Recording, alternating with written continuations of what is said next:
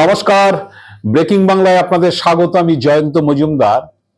আরজি করে মহিলা চিকিৎসককে খুন ও ধর্ষণের ঘটনায় নতুন করে তদন্ত করবে সিবিআই।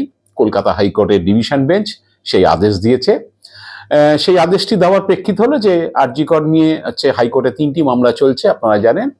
একটি হচ্ছে যে লোয়ার কোর্টে যে অভয়ার হচ্ছে খুন ও ধর্ষণের ঘটনায় যাকে দোষী সাব্যস্ত করা হয়েছিল, সেই সঞ্জয় রায়, বা যাকে আজীবন বা আমৃত্যু কারাদণ্ডের আদেশ দেওয়া হয়েছিল, সেই সঞ্জয় রায়ের ফাঁসি চেয়ে সিবিআই একটি আবেদন করেছে। সেই মামলাটা রয়েছে। একই সঙ্গে সঞ্জয় রায় সে নির্দোষ বলে যে হাইকোর্টে অ্যাপিল করেছে, সেই একটি মামলা রয়েছে। আর অভয়ার মা, তিনি একটি মামলা করেছেন যে সিবিআই তদন্তে তিনি সন্তুষ্ট নন। তো সেই মামলার পরিপ্রেক্ষিতে হচ্ছে কলকাতা হাইকোর্টের ডিভিশন বেঞ্চ, জাস্টিস শম্পা সরকার এবং জাস্টিস তীর্থঙ্কর ঘোষের ডিভিশন বেঞ্চ নতুন করে আরজি করের হচ্ছে মামলা তদন্ত করার নির্দেশ দিয়েছেন। এবং হচ্ছে পূর্বাঞ্চলের যে ডিরেক্টর, জয়েন্ট ডিরেক্টর সিবিআই, তাকে বলেছে 3 সদস্যের সিট গঠন করতে, স্পেশাল ইনভেস্টিগেটিং টিম। তারা হচ্ছে তদন্ত শুরু করবে এবং তদন্ত শুরু করে 25শে জুন পরবর্তী শুনানির দিন তারা রিপোর্ট দেবে যে কি তদন্তে পেল। তো সেই নিয়ে আমি বিস্তারিত আলোচনা করব। এবং একই সঙ্গে আমি যেটা টাইটেল করেছি যে যদি এটা সিবিআই আরজি করে ঘটনা যদি সিবিআই ডিরেক্টরও তদন্ত করতে আসে, তাতেও নিটফল আলটিমেটলি শূন্যই হবে, এগোতে বিশেষ কিছু পাবে না। কারণ এই তদন্তটা আমি প্রথম দিন থেকে আমি নজর করেছি এবং প্রচুর ভিডিও করেছি এটা নিয়ে। আলটিমেটলি যেটা বলেছিলাম সেই দিকেই গড়িয়েছে, এর বাইরে কিছু যায়নি। আসলে যেটা হয়েছে যে তদন্ত আবেগ দিয়ে হয় না, তদন্তটা সাক্ষ্য প্রমাণের ভিত্তিতে চলে। তো এটা অনেকে বুঝতে চান না, যাই হোক আমি পরে আসছি বিস্তারিত। তো তার আগে আপনাদের বলে দিই যে আপনারা যারা আমার চ্যানেলটিকে এখনো সাবস্ক্রাইব করেননি, তাদের কাছে অনুরোধ রইল যে আপনারা চ্যানেলটিকে সাবস্ক্রাইব করুন, বেল আইকনটি প্রেস করুন এবং অল অপশন বাটনটি চাপুন, যাতে আমার ভিডিও আপনারা সময় মতো পেয়ে যেতে পারেন। এবং দর্শক বন্ধুদের কাছে অনুরোধ, যদি ভিডিও ভালো লাগে তাহলে বন্ধু বান্ধবদের কাছে শেয়ার করুন। আপনারা যে সাবস্ক্রাইব করলে আমি একটু ভিডিও করার ব্যাপারে উৎসাহিত হই। তো আসছি যে কলকাতা হাইকোর্টের ডিভিশন বেঞ্চ নতুন করে আরজি করের অভয়ার যে খুন ও ধর্ষণের ঘটনা, সেই ঘটনার হচ্ছে তদন্তের নির্দেশ দিয়েছে। তো এটা হয়েছে যে অভয়ার মা, তিনি যে অ্যাপিলটা করেছিলেন, তার আইনজীবীরা কয়েকটি প্রশ্ন তুলেছেন যখন বৃহস্পতিবার সওয়াল জবাব হয়। সেখানে তারা বলেছেন, জয়ন্তনারায়ণ চট্টোপাধ্যায় ছিলেন আইনজীবী, তিনি বলেছিলেন যে 38টি বিষয় অভিযোগ করা হলেও হচ্ছে সিবিআই তদন্তের ক্ষেত্রে একাধিক গাফিলতি রয়েছে। 38টা বিষয় অভিযোগ করা হলে সিবিআই কোনো পদক্ষেপ করেনি। এবং তারা স্পেসিফিক দুটো জিনিস জানিয়েছে, যে সুরথাল ও ময়নাতদন্তের রিপোর্টে যে ক্ষতচিহ্নের আঘাত ছিল সেই বিষয়ে কোনো অনুসন্ধান করেনি। সুরথাল ও ময়নাতদন্তের রিপোর্টে ক্ষতচিহ্নের যে তফাৎ ছিল, মানে সুরথালে একরকম ক্ষতচিহ্ন বেরিয়েছে, ময়নাতদন্তে একরকম ক্ষতচিহ্ন বেরিয়েছে, সেই বিষয়ে কোনো অনুসন্ধান সিবিআই করেনি। এবং সেকেন্ড হচ্ছে ঘটনার দিন ঘটনাস্থলে যে 65 জন অচেনা ব্যক্তির ঘোরাফেরার তথ্য সিসি ক্যামেরায় ধরা পড়ল, সে ব্যাপারে কোনো অনুসন্ধান হয়নি। এইটা হচ্ছে মোটামুটি যে যারা যে অভয়ের মায়ের হয়ে যারা হচ্ছে আইনজীবীরা, তারা সওয়াল করেছেন। একই সঙ্গে বিচারপতি শম্পা সরকার, তিনি তার পর্যবেক্ষণে জানিয়েছেন যে গত 1 বছরে কোনো নতুন তথ্য উঠে আসেনি।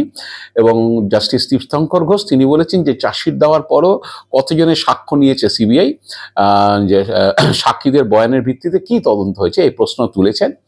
তো এই হলো বিষয়। আমি যেটা বলতে চেয়েছি থাম্বনেলে, যে 21 মাস সিবিআই হচ্ছে ঘাস ছিঁড়েছে। কারণ 2024 সালের 9ই আগস্ট এই যে ঘটনা সামনে আসে সকালবেলায়, আরজি করে এই মহিলা চিকিৎসককে ধর্ষণ ও খুনের ঘটনা, তারপরে 4 দিন বাদে 13ই আগস্ট হচ্ছে সিবিআই হাইকোর্টের নির্দেশে এই তদন্তভার গ্রহণ করে।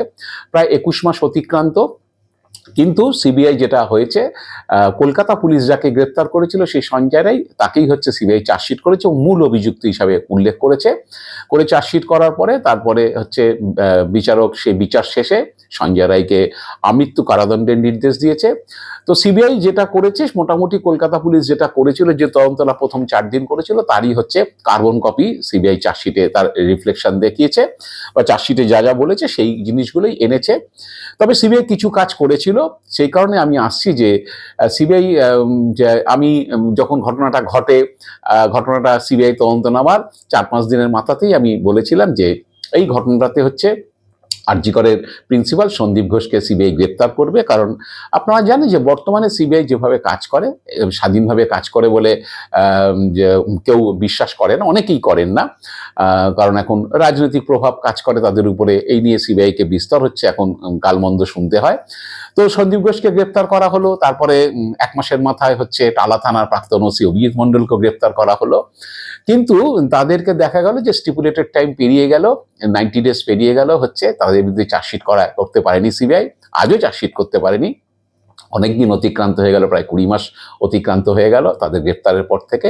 তো তারা যথারীতি এই মামলায় জামিন পেয়ে গেছে। আসলে সিবিআই কম চেষ্টা করেনি, প্রচুর চেষ্টা করেছে, এবং এই মামলা নেওয়ার পরে হাথরাস উন্নয়ের যে নির্যাতনের ঘটনা, নারী নির্যাতনের ঘটনা, মানে ধর্ষণ খুনের ঘটনা, সেই ঘটনা দুটোতে যিনি তদন্তকারী অফিসার ছিলেন, সেই সীমা পাহুজাকে এই মামলার তদন্তের দায়িত্ব দেওয়া হয়েছিল। তিনি তদন্তকারী অফিসার হয়েছিলেন। তিনি প্রচুর চেষ্টা চালিয়েছিলেন যে এর মধ্যে কলকাতা পুলিশের কেউ ইনভলভ আছে কিনা, আরো লোকজনের ইনভলভ আছে কিনা। কারণ হাইকোর্ট এই অর্ডারটা পাস করেছে যখন বৃহস্পতিবার, তখন বলেছে যে ঘটনার আগের দিন রাত্রে অভয়া যখন তার সহপাঠীদের সঙ্গে বসে খাওয়া দাওয়া করেছিলেন, তখনকার সময় থেকে এই তদন্তটার যে মূল ফোকাসটা হবে, নতুন করে যে তদন্তের দায়িত্ব দেওয়া হয়েছে, যে অভয়া যখন রাত্রেবেলা আগের দিন যে ডিউটি সেরে যখন সহপাঠীদের সঙ্গে খাওয়া দাওয়া করেছিলেন, সেই সময়টা থেকে একদম তার ক্রিমেশন যখন তাকে দাহ করা হয়েছে সেই সময় পর্যন্ত পুরো পিরিয়ডটা হচ্ছে তদন্ত করতে হবে।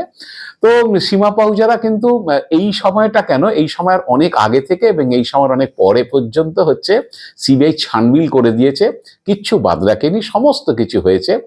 অভিজিৎ মণ্ডলকে জিজ্ঞাসাবাদ করা, তার মোবাইল নিয়ে হচ্ছে মোবাইলের সমস্ত হচ্ছে কল ডিটেলস, এভরিথিং, যত চ্যাটিং আছে, ফোন রেকর্ডের যত কথা, অভিজিৎ মণ্ডলের যেটা শুনেছিলাম যে তার ফোনে অটোমেটিক হচ্ছে কল রেকর্ড হয়ে যাওয়ার একটা অ্যাপ চালু ছিল, সেখানে কি কি কথা কার সঙ্গে বলেছেন সেই ঘটনার দিনে সমস্ত কিছু হচ্ছে ছানবিল হয়েছে। সন্দীপ ঘোষের ফোনও সমস্ত কিছু হয়েছে, এবং সিসি ক্যামেরাতে তারা কখন হাসপাতালে ঢুকেছেন, কখন বেরিয়েছেন, কি করেছেন না করেছেন, সমস্ত হয়েছে।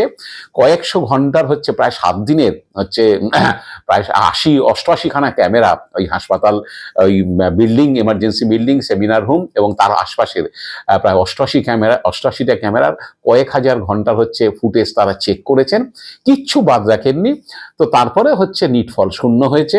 এবং যেটা অভয়ামা হাইকোর্টে প্রশ্ন তুলেছেন যে সুরতাল ও ময়নাতদন্তের রিপোর্টে ক্ষতচিহ্নের যে তফাৎ ছিল সেই বিষয়ে কোনো অনুসন্ধান করেনি সিবিআই। সিবিআই এই সুরতাল এবং ময়নাতদন্তের যে ভিডিও রেকর্ডিং, এভরিথিং যা কিছু ছিল, ডাক্তারদের রিপোর্ট, সমস্ত কিছু কিন্তু চেক করিয়েছে, ছোটখাটো কোনো সংস্থা দিয়ে নয়।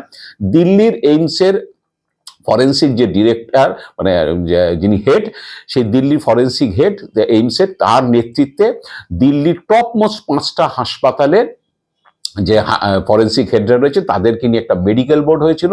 সেই মেডিকেল বোর্ডে কিন্তু এই সুরতাল, মানে ইনকোয়েস্ট এবং হচ্ছে সুরতাল যেটা ময়নাতদন্তের আগে হয়, খালি চোখে যেটা দেখা যায়, ডেড বডিকে খালি চোখে উপর থেকে তার শরীরে কোনো আঘাতের চিহ্ন আছে কিনা, কোনো কিছু আছে কিনা সেটা দেখা হয়, এবং হচ্ছে সেইটাও রেকর্ডিং হয়েছে, ভিডিও রেকর্ডিং হয়েছে, এবং ময়নাতদন্তের পুরো ভিডিও রেকর্ডিং হয়েছে। সমস্তটা হচ্ছে দিল্লি এইমসের ফরেন্সিক হেডের নেতৃত্বে, দিল্লির 5টা টোটাল, মানে দিল্লি এইমস নিয়ে 5টা হাসপাতালে ফরেন্সিক হেডদের নিয়ে মেডিকেল বোর্ড চেক করে তারা স্যাটিসফাইড হয়েছে, এবং তারা বলেছে না, এখানে কোনো অন্য যা রিপোর্টে লেখা হয়েছে ময়নাতদন্তের রিপোর্টে তার সঙ্গে কোনো হেরফের কিছু ঘটেনি। তারা সন্তুষ্ট হওয়ার পরেই সিবিআই সেটাকে চার্জশিটে মেনশন করেছে এবং তাদের রিপোর্টটাকে সেখানে হচ্ছে জুড়েছে যে এরা এই দিয়েছে। এবং যে 65 জনের কথা বলা হচ্ছে, সিবিআই ওই দিনে যা যা ফুটেজ পেয়েছিল, কারণ আপনারা জানেন পুলিশ আসার আগে প্রায় 40 মিনিট পরে পুলিশকে ডাকা হয়েছিল। তার আগে ওই ডিপার্টমেন্টে যারা আছে, চেস ডিপার্টমেন্টের প্রচুর লোকজন, ডাক্তার, নার্স, তারা ঘটনাস্থলে ঢুকে পড়েছিল, তখনও পুলিশ যায়নি। কিন্তু তার যা যা ছবি দ্বারা পেয়েছে সিবিআই, সে সমস্ত এবং যা যা ফুটেজ পরবর্তীকালে এসছে সমস্ত চেক হয়েছে। এবং সিবিআইয়ের আইনজীবী বৃহস্পতিবার দিন হাইকোর্টে বলেছেন যে 70 থেকে 80 জনের সাক্ষ্য নেওয়া হয়েছে এবং সেই অনুযায়ী সব দিক খতিয়ে দেখা হচ্ছে। মানে যে লোকগুলোর কথা বলা হচ্ছে, অচেনা লোক ঢুকে পড়েছিল, মুখ করেছিল, তাদেরকে আস্তে আস্তে আইডেন্টিফাই করে তাদেরকে ডেকে হাসপাতালের লোক, হাসপাতালে তার সহপাঠী থেকে শুরু করে চিকিৎসক, হাসপাতাল কর্মী, নার্স, কাউকে বাদ রাখেনি, 70-80 জন এক্সামিন হয়েছে টোটাল, কিন্তু এখনো পর্যন্ত নতুন কোনো তথ্য তারা পায়নি। এবং যেটা ওই অন্য জায়গা থেকে যেটা খুন করে ওখানে ফেলা হয়েছে, তার জন্য যে প্রমাণগুলো দরকার, যে ছবি দরকার, কারণ কোনো ক্যামেরা বন্ধ ছিল না সেদিনকে, সিবিআই এটা নিশ্চিত হয়েছে। হাসপাতালের সমস্ত ক্যামেরাই চালু ছিল এবং সমস্ত ক্যামেরার ফুটেজ তারা নিয়েছে, পুলিশের ফুটেজ তারা নেয়নি, সার্ভার থেকে তারা নিয়েছে হাসপাতালে। নিয়ে কোনো জায়গাতেই যদি আলাদা করে তাকে খুন করা হয় এবং সেটাকে সেই ডেড বডি যদি বয়ে নিয়ে আসা হয় সেমিনার রুমে, তাহলে যেখান দিয়ে আসুক না কেন কোনো না কোনো ক্যামেরার মধ্যে পড়বে। ওই বিল্ডিংয়ের সমস্ত ক্যামেরা, বিল্ডিংয়ের আশপাশের ক্যামেরা সমস্ত কিছু চেক করা হয়েছে, তার মানে হাজার হাজার ঘন্টা সেই ফুটেজ চেক করা হয়েছে, কোনো জায়গা থেকে সিবিআই কোনো তথ্য পায়নি। এবং পাশাপাশি যা হয়েছে, যে ময়নাতদন্ত থেকে শুরু, কেন হচ্ছে ডেথ সার্টিফিকেট ইস্যু করতে দেরি হয়েছে, কেন ময়নাতদন্ত করতে দেরি হয়েছে, ময়নাতদন্ত কেন আরজিকর হাসপাতালেই হয়েছে, অন্য জায়গায় হয়নি, ডেড বডি ক্রিমিশন কিভাবে হয়েছে, সমস্ত তথ্য কিন্তু সিবিআই খতিয়ে দেখেছে। এবং সিবিআই যদি এখন যে বিষয়ের উপর তদন্ত করে নিশ্চিত হয়েছে যে সঞ্জয় রায় মূল অপরাধী বা মূল অভিযুক্ত এবং সেই হচ্ছে ধর্ষণ এবং খুন করেছে, এবং তার সাপেক্ষে কেন যে ডেথ সার্টিফিকেট ইস্যু করতে দেরি হয়েছে, তাহলে অনেক এই আন্দোলনকারী যারা ডাক্তার আছে বা ওই চেস ডিপার্টমেন্টে যারা ডাক্তার চিকিৎসক মানে আছে, তারা অনেকেই বিপদে পড়ে যাবেন, কারণ সে সমস্ত তথ্য কিন্তু সিবিআই জোগাড় করেছে। কারা কারা হচ্ছে ছিলেন সেই সময়, কারা কারা কি বলেছেন, কি করেছেন, এভরিথিং সব রেকর্ডের আছে। তারপরে যেটা হয়েছে যে কোথা কোন হাসপাতালে পোস্টমর্টেম হবে, সেখানে কারা মত দিয়েছে, জুনিয়র ডাক্তাররা বা আন্দোলনকারী ডাক্তাররা, তাদের কি ভূমিকা ছিল, তারা মিটিং করে কি সিদ্ধান্ত নিয়েছিল, ডিসি নর্থ এবং টালা থানার ওসিকে তারা কি চিঠি লিখেছিল যে এইখানেই ময়নাতদন্ত করতে হবে, সেই তথ্য সিবিআইয়ের কাছে আছে। সেগুলো এখন যদি কোর্টকে জানানো হয়, অনেকেই একটু অস্বস্তিতে পড়বে। এবং ময়নাতদন্তে জুনিয়র ডাক্তারদের মানে আন্দোলনকারী ডাক্তারদের বা যে অভয়া সহপাঠীরা কারা কারা উপস্থিত ছিল, উপস্থিত হয়ে তারা স্যাটিসফাইড হয়েছে বলে যে লিখে সই করে জানিয়েছে, সেগুলো সিবিআইয়ের কাছে আছে। সেগুলো কলকাতা পুলিশের কাছে ছিল, সিবিআইয়ের কাছে সেই তথ্য রয়েছে।